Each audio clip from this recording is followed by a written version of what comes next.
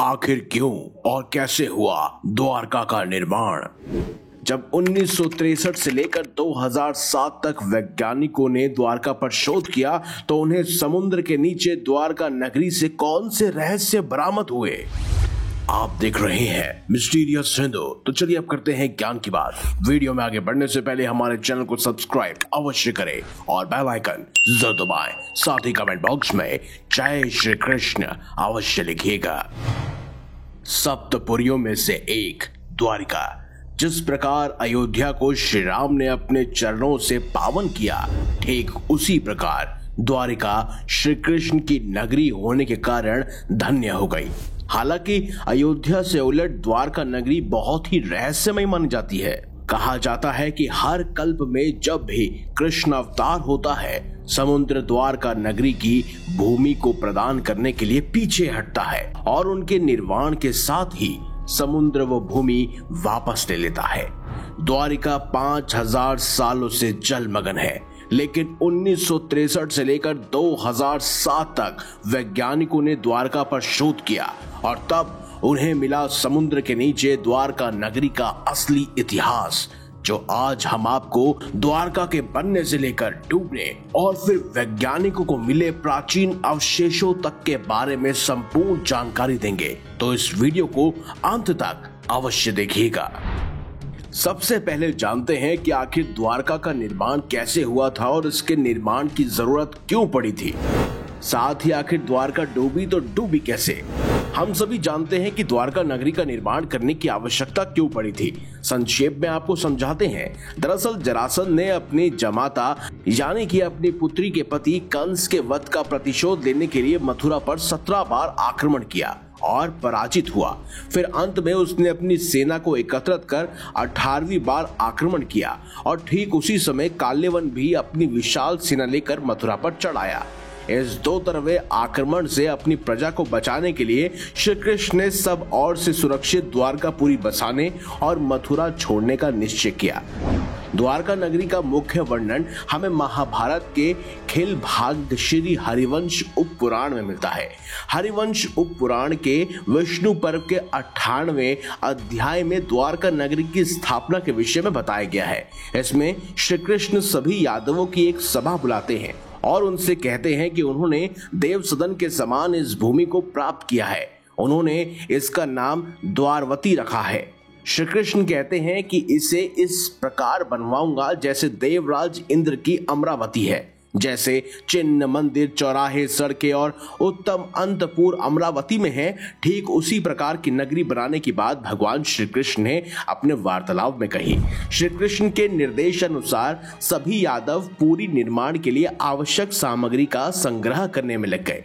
जब उन सभी कारीगरों के साथ यादव उस पुरी के निर्माण में लगे थे तो श्री कृष्ण ने विलंब होता देखकर उनके मन में विचार आया कि प्रजापति पुत्र विश्वकर्मा इस कार्य को शीघ्रता से पूर्ण कर सकते हैं। ये सोचकर उन्होंने विश्वकर्मा का आह्वान किया और विश्वकर्मा उनके समक्ष प्रकट हुए।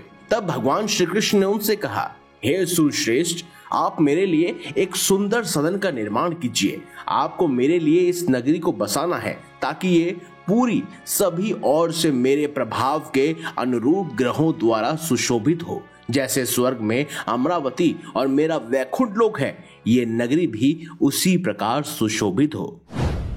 इस पर विश्वकर्मा ने भगवान श्री कृष्ण से कहा, हे श्री कृष्ण, जिस प्रकार देवाधिदेव ब्रह्मा और अविनाशी भगवान शंकर मेरे लिए सम्मान्य है, वैसे ही आप भी हैं। प्रभु, आपने जो कुछ भी कहा है मैं वही करूंगा, किंतु इतनी भूमि इतने विशाल जन समुदाय के लिए प्राप्त नहीं है। यदि समुद्र कुछ भूमि छोड़ सके तो ये नगरी सभी प्रकार से ऐश्वर्यशाली बनेगी। विश्वकर्मा की बात सुनकर भगवान श्री कृष्ण ने समुद्र से प्रार्थना की और उनकी प्रार्थना सुनकर समुद्र ने अपने बीचों बीच 12 योजन तक अपने जल को समेट लिया, जिससे एक विशाल भूमि उजागर हो गई। 12 योजन आज के समय में लगभग 180 किलोमीटर से भी ज्यादा होता है। तब उस विशाल भूमि को देखकर विश्वकर्मा अत्यंत प्रसन्न हुए। फिर विश्वकर्मा की सहायता से द्वारिका का निर्माण सफल हुआ।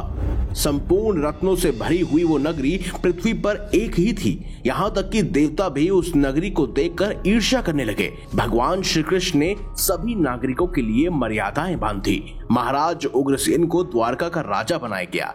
काशी के विद्वान और भगवान श्री कृष्ण के गुरु सांदीपनी मुनि को पुरोहित के पद पर आसीन किया गया। अधिरथ अनाथृष्ट को प्रधान सेनापति बनाया गया और बुद्धिमान विक्रुद को प्रधानमंत्री बनाया गया। इसके बाद भगवान श्री कृष्ण ने यादव वंश के 10 बूढ़े श्रेष्ठ व्यक्तियों को उस साम्राज्य का सलाहकार बनाया। ये 10 वृद्ध थे: उद्धव, वसुदेव, कणक, वृपथु, शफलक, चित्रक, गद, सत्यक, बलभद्र एवं पृथु। वहीं दारुक भगवान श्री कृष्ण के सारथी बने और सात्यकी सभी योद्धाओं के प्रधान सेनापति बने। इस प्रकार श्री कृष्ण संपूर्ण राज्य की स्थापना कर उस अद्भुत द्वारका में समस्त यादवों सहित रहने लगे।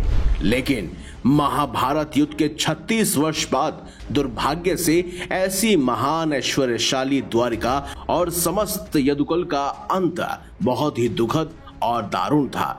यदुकुल के विनाश के पीछे 2 श्राप थे: गांधारी का भगवान श्री कृष्ण को दिया हुआ श्राप और महर्षि दुर्वासा का शाम को दिया हुआ श्राप। यदुकुल और द्वारका के नाश का वर्णन हमें महाभारत के मौसल पर्व में मिलता है।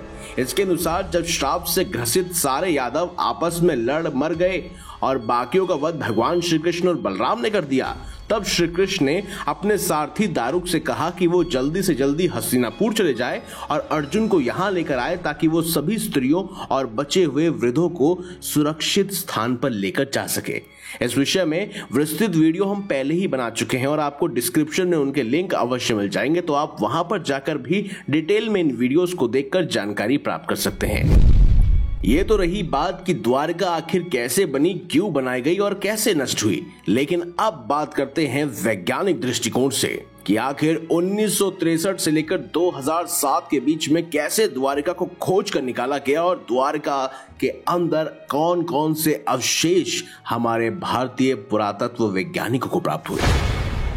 ये बात है 1963 की, जब सैकड़ों फीट नीचे समुद्र में द्वारका नगरी के कुछ ऐसे अवशेष मिले जो कि अमृत की एक बूंद जैसा था, जिसने द्वारका के सुनहरे इतिहास को फिर से अमर कर दिया। समुद्र की अतः गहराइयों में कुछ ऐसे अवशेष मिले जिसके चलते भारत का इतिहास अब शायद बदल चुका है और अब इस इतिहास को फिर से लिखने की जरूरत हो गई है। द्वारका के समुद्री अवशेषों को सबसे पहले भारतीय वायुसेना के पायलटों ने समुद्र के ऊपर से उड़ान भरते हुए नोटिस किया था और उसके बाद 1963 के जामनगर के गैजेटियर में भी इसका उल्लेख किया गया। उसके बाद से इन खंडों के बारे में दावों और प्रतिदावों का दौर चल पड़ा। बहरहाल जो शुरुआत आकाश से वायुसेना ने की थी, उसकी सच्चाई भारतीय नौसेना ने सफलतापूर्वक उजागर कर दी। एक समय था जब लोग कहते थे कि द्वारका नगरी एक काल्पनिक नगर है, लेकिन इस कल्पना को सच साबित कर दिखाया आर्कियोलॉजिस्ट प्रोफेसर SR राव ने। प्रोफेसर राव और उनकी टीम ने 1963 से लेकर 1980 में समुद्र में 560 मीटर लंबी द्वारका की एक दीवार खोज निकाली। साथ में ही उन्हें वहां पर उस समय के बर्तन भी मिले जो 1528 ईसा पूर्व से 3000 ईसा पूर्व के हैं और इसके अलावा सिंधु घाटी सभ्यता के भी कुछ अवशेष उन्होंने खोज निकाले। उस जगह पर भी उन्होंने खुदाई की थी और साथ ही उन्होंने कुरुक्षेत्र के युद्ध मैदान में भी खोज की थी। 2005 और फिर 2007 में भारतीय पुरातत्व सर्वेक्षण के निर्देशन में भारतीय नौसेना के गोताखोरों ने समुद्र में समाई द्वारका नगरी के अवशेषों के नमूनों को सफलतापूर्वक निकाला। उन्होंने ऐसे नमूने एकत्रित किए जिन्हें देखकर आश्चर्य होता है। 2005 में नौसेना के सहयोग से प्राचीन द्वारका नगरी से जुड़े अभियान के दौरान समुद्र की गहराई में कटे छटे पत्थर मिले और लगभग 200 नमूने एकत्रित किए गए। नौसेना के गोताखोरों की मदद से पूरा विशेषज्ञों ने व्यापक सर्वेक्षण के बाद समुद्र के भीतर उत्खनन का कार्य किया, यानी खुदाई का कार्य किया और वहां पड़े चूना पत्थरों के खंडों को भी ढूंढ निकाला। भारतीय पुरातत्व सर्वेक्षण के समुद्री पुरातत्व विशेषज्ञों ने इन दुर्लभ नमूनों को देश विदेशों की पुरानी प्रयोगशालाओं को भेजा। सिर्फ यही नहीं, भारतीय पुरातत्व सर्वेक्षण के निदेशक A.K. सिन्हा के अनुसार द्वारका में समुद्र के भीतर ही नहीं बल्कि जमीन पर भी खुदाई की गई और 10 मीटर गहराई तक किए गए इस उत्खनन कार्य में सिक्के और कई कलाकृतियां भी प्राप्त हुई थी। इस खुदाई में जितने भी अवशेष, जितने भी पुराने चीजें मिली थी, बरामद हुई थी, उन्हें दुनिया भर के विशेषज्ञों के पास भेजा गया। इन विशेषज्ञों में अमेरिका, इजराइल, श्रीलंका और ब्रिटेन के विशेषज्ञ भी शामिल थे। मिली जानकारी के मुताबिक ये नमूने सिंधु घाटी सभ्यता से कोई मेल नहीं खाते थे, लेकिन ये इतने प्राचीन थे कि सभी दंग रह गए। वहीं कहते हैं 2001 में सरकार ने गुजरात के समुद्री तटों पर प्रदूषण के कारण हुए नुकसान का अनुमान लगाने के लिए national institute of ocean technology द्वारा एक सर्वे करने को कहा। जब समुद्री तलहटी की जांच की गई तो सोनार पर मानव निर्मित नगर पाया गया, जिसकी जांच करने पर पाया गया कि ये नगर तकरीबन 5000 वर्षों से भी अधिक पुराना है। और धीरे धीरे द्वारका नगरी हर जगह पूरी तरह से फेमस हो गई। जो सब भगवान श्री कृष्ण और महाभारत को काल्पनिक मानते थे, ये उनके मुंह पर एक कड़ा तमाचा था कि द्वारका नगरी सचमुच समुद्र में विलीन हो गई थी और महाभारत सच्ची घटनाओं पर आधारित थी। हाल फिलहाल में प्रधानमंत्री नरेंद्र मोदी ने भी द्वारका नगरी का दौरा किया था और उन्होंने भी स्वयं द्वारका नगरी के अंदर डुबकी लगाकर उस पुरानी नगरी की झलक को देखा। होना हो अब द्वारका नगरी को भी जल्द ही पर्यटकों के लिए खोल दिया जाएगा, ताकि सब लोग द्वारका नगरी के अंदर जाकर स्वयं उस अद्भुत ईश्वरीय नगरी के दर्शन कर पाए।